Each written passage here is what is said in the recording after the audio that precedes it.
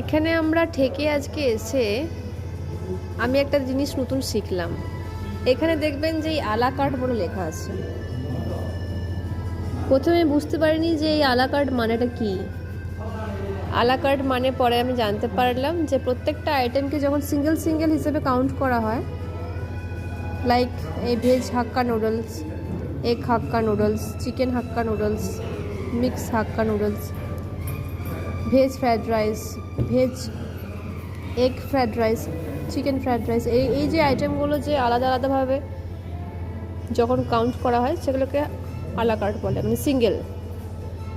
আর যখন আপনি এরকম কম্বো নেবেন, লাইক কড়াই পনির প্লাস পোলাও, ঠিক আছে, কিছু একটা অ্যামাউন্ট দিল, এগুলো হচ্ছে বোল মিল, মানে এগুলো কম্বো, এটা হচ্ছে কম্বো। আর যখন আপনি সিঙ্গেল নেবেন এইভাবে, সেটা হচ্ছে আলা কার্ট।